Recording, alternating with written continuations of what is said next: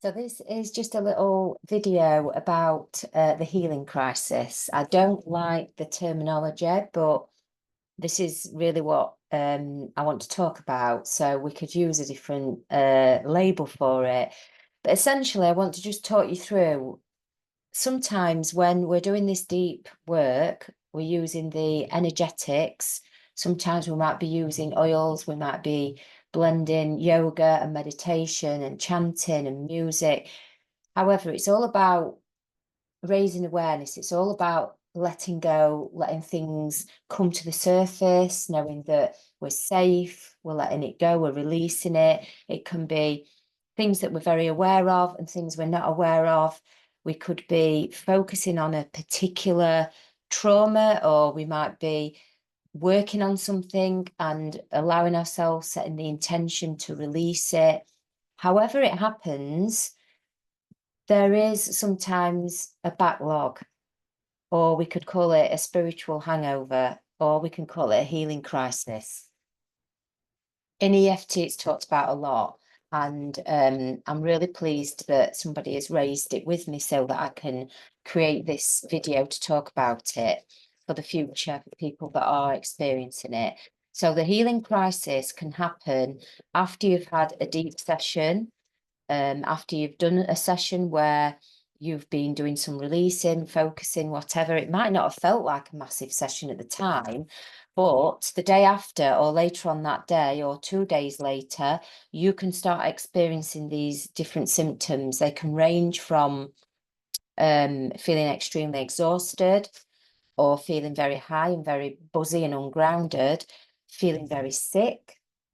You could actually be sick, a pounding headache, um, aching joints, pain in different parts of the body that you've never had before, feeling very kind of your senses very heightened, feeling very sensitive and very vulnerable, very sensitive to noise, very sensitive to other people's voices or even what they're saying, the news, the outside world. It all sounds a bit scary. I don't want it to sound scary, but I'm just giving you all the possibilities that could come up after you done a one-to-one, or you've been online and done some work with me, or you might have done something with someone else, you might have followed a meditation.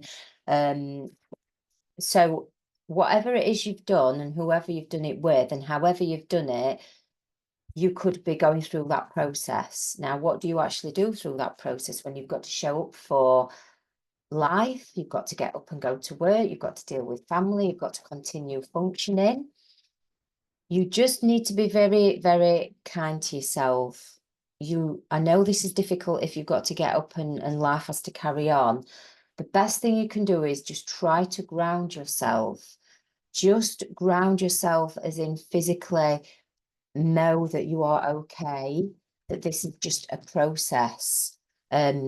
Drink plenty of water. Make sure you are looking after yourself nutritionally. Don't force yourself to eat certain things and do certain things if it just feels wrong and misaligned. Go to bed a bit earlier if you can. Have a soak in the bath with Epsom salts. You will know what is the right thing to do for yourself. Like if you were poorly and you were feeling ill, you wouldn't be going off to the gym. You wouldn't be going and doing those social engagements. So you might have to just pull back for a few days to allow this to process, because when we do energy work, we're obviously working at an energetic level, and that is at a deep level, a cellular level. So if we look at all the work around what the ancients say about holding energetics, holding emotions, holding traumas, holding things in our cellular structure, and then we're suddenly going, I'm ready to release it, I'm ready to heal, I'm ready to move on. There can be this big release, and then we can feel shaken and wobbled like several days after. I know that a lot of clients come to me and they kind of feel a little bit out of sorts for the next day.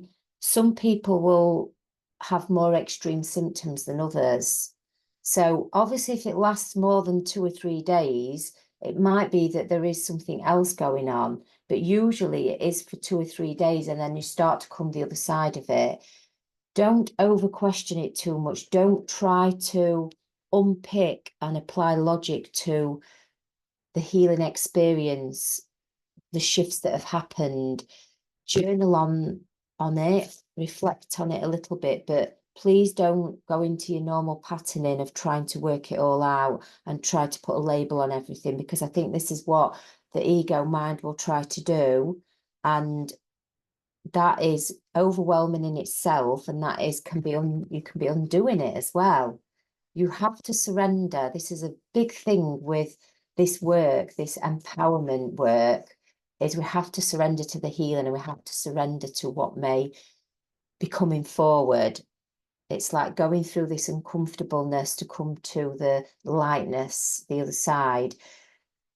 And this I do experience myself, where you feel a bit drudgy energy, but then you feel the clarity and you feel lifted, and that's when you feel that shift after that. So please do contact me if you are feeling like it's, you just want to share it with me. That's fine. If it goes on longer than 3 or 4 days, I think that it could be that you've coming down with a bug, or you might need to just keep an eye on it. Obviously, if your mind is really stuck in trying to work it all out, that will not help the symptoms of what you're experiencing. So you just have to come to your heart, and you have to bless it and then let it go. You could do a tapping sequence each day that is just generally breathing, allowing, letting go. There's lots in the library if you're in the membership, or I may have already sent you small sequences.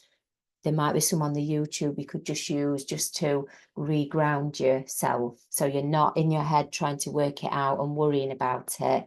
So I hope this has been useful for you. I hope that you find this information will help if you feel like you are going through kind of a bit of a spiritual or emotional hangover. And don't be hard on yourself. And if you've got any other questions, please do get in touch. Well done.